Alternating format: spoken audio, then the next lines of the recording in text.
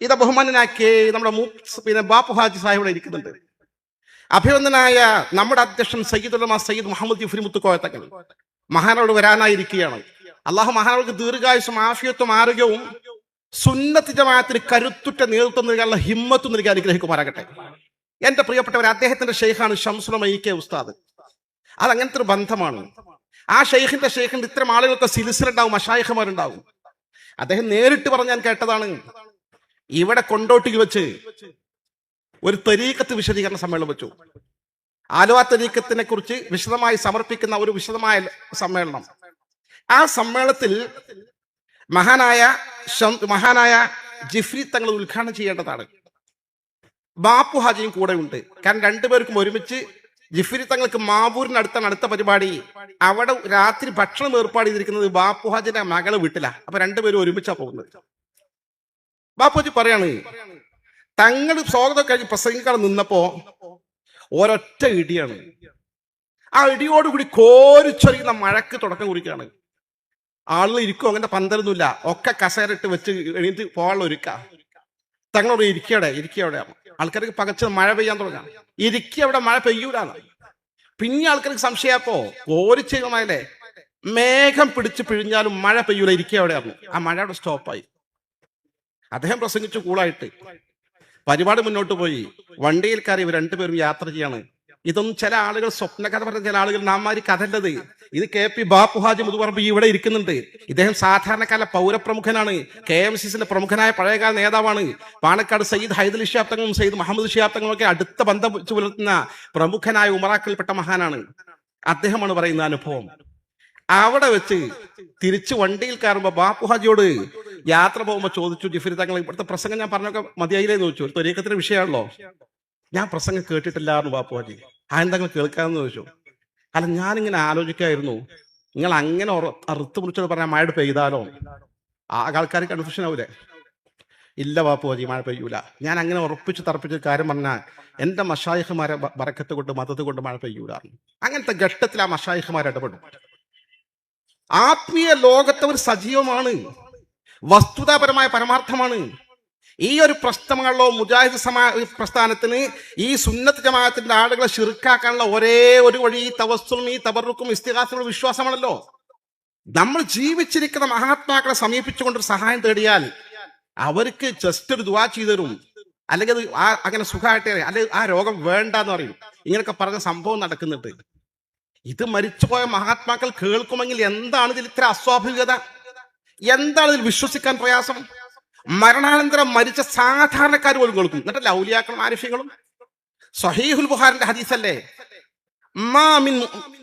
ഏതൊരു മുഅ്മിനായ മനുഷ്യനും ആ മയ്യിത്ത് ഖബറടക്കിയിട്ട് തിരിച്ചു പോരുമ്പോ പുറത്തെടുക്കുന്ന ഓരോ ചലനങ്ങളും ആ മയ്യിത്ത് കേൾക്കും. എത്രത്തോളം തിരിഞ്ഞു പോരുന്ന ആളുടെ പാദങ്ങളുടെ പതന ശബ്ദം പോലും മയ്യിത്ത് ഖബറിലേക്ക് കേൾക്കുമെന്ന് അഷ്റഫുൽ ഖൽഖി നബി മുത്ത് മുഹമ്മദ് മുസ്തഫ. പിന്നെന്താ ഈ ഔലിയാക്കളും ആരിഫ്യങ്ങളും കേൾക്കുന്നതിന്? ശരീരം ദ്രവിച്ചോ ഇല്ലേ, മാഫി മുഷ്കിൽ. നമ്മൾ പോസ്റ്റ്മോർട്ടം ചെയ്യുന്നില്ലേ? നമുക്കെന്താ വേദന തോന്നാത്ത? ആത്മാവ് പോയി, ഇനി ഈ ബോഡിക്ക് വേദനയില്ല. ആ ആത്മാവ് വളരെ നല്ല ലോകത്തിൽ, പുതിയ ലോകത്ത് കിടക്കുകയാണ്. ആത്മാവ് ശരീരത്തിലുണ്ടാകുമ്പോഴാണ് വേദന ഉണ്ടാകുന്നത്. ഇല്ലെങ്കിൽ വേദനയിൽ ആത്മാവാണ് പ്രധാനം. ആത്മാവ് ബർസഖിയ ലോകത്ത് വളരെ കൃത്യമായി നിലവിലുണ്ട്. അത്തരം മഹാത്മാക്കൾക്ക്, അതാ വിശുദ്ധാത്മാക്കൾ എന്ന ശംസുൽ എപ്പോഴും പറയാറുള്ളത്, അർവാഹ് മുഖദ്ദസ, വിശുദ്ധാത്മാക്കൾ എന്ന് പറയും. ഇതൊരു വസ്തുതയല്ലേ? ഇത് ഞാനൊരു സംഭവം പറയട്ടെ. അവസാനമായ ഒരു സംഭവം പറഞ്ഞ് ഞാൻ അവസാനിപ്പിക്കുകയാണ്. ചരിത്രത്തിൽ അറിയപ്പെട്ടൊരു മഹാസംഭവമാണ് ഹബീബായ സയ്യിദുന റസൂലുള്ളാഹി സ്വല്ലല്ലാഹു അലൈഹി വസല്ലം തങ്ങളുടെ ജനാസ അവിടെ നിന്ന് എടുത്തിട്ട് കടത്തിക്കൊണ്ടുപോകാൻ മൊറോക്കോയിലെ ചില ക്രൈസ്തവ സഹോദരന്മാർ ഗൂഢാലോചന നടത്തിയെന്ന്. ഇത് കെട്ടുകഥയൊന്നുമല്ല.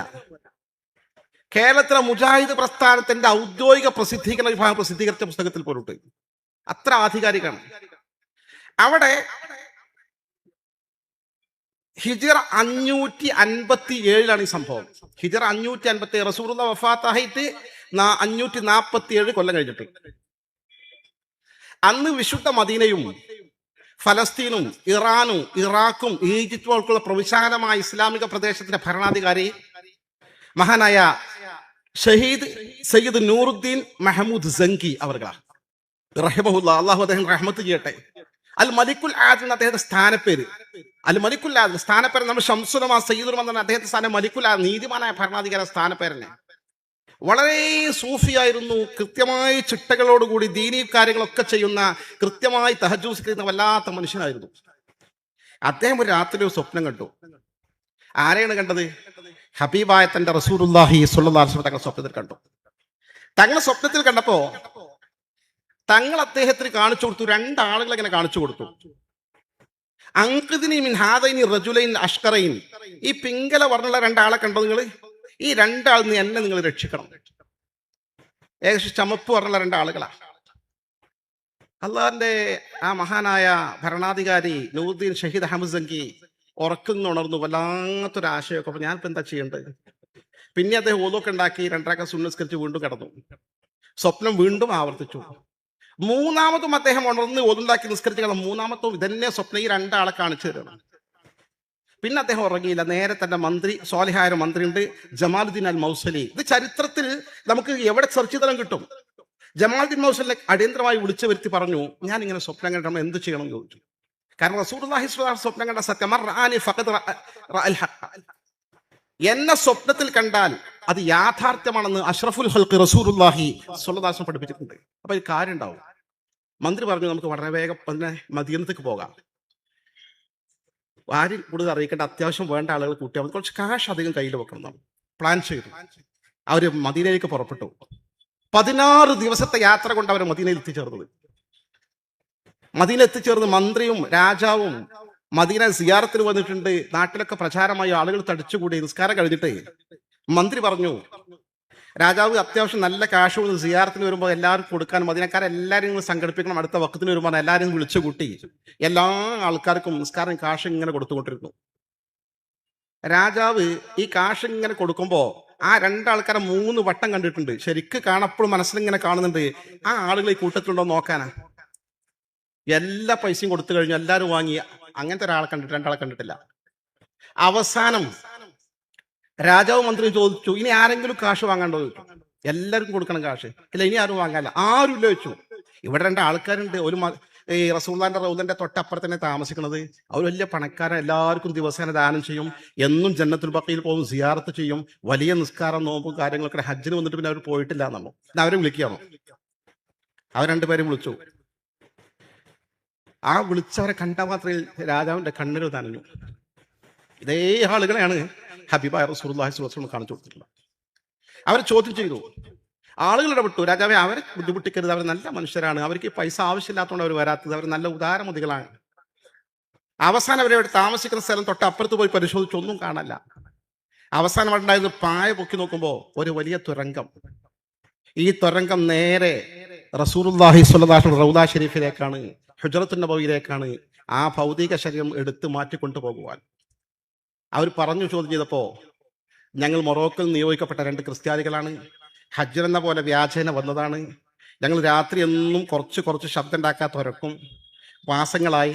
പിറ്റേന്ന് രാവിലെ സിയാറത്തിന് പോകുന്ന വ്യാജനെ കൊണ്ടുപോയി ആ മണ്ണ് ഞങ്ങൾ കീസിലാക്കിയിട്ട് അവിടെ എന്ത് ചെയ്യും, ജന്നത്തുൽ ബഖീലിടും. ഇങ്ങനെ നടത്തിക്കൊണ്ടിരിക്കുകയാണ്. പക്ഷേ ഇക്കഴിഞ്ഞ രാത്രിയിൽ ഞങ്ങൾ കുഴിച്ചുകൊണ്ട് വലിയൊരു പ്രകമ്പനം ഉണ്ടായി. ഏകദേശം ആ സ്ഥലത്തിന്റെ അടുത്തെത്തിയിട്ടുണ്ട്. ഞങ്ങൾ തകർന്നു പോകും തോന്നി. വലിയൊരു മിന്നൽ പിണർ. ആകെ ഭയചകിതരായി. അതിന് തൊട്ടുപിറ്റേ ഇന്നാണ് ഈ സംഭവവികാസങ്ങളൊക്കെ ഉണ്ടാകുന്നത്.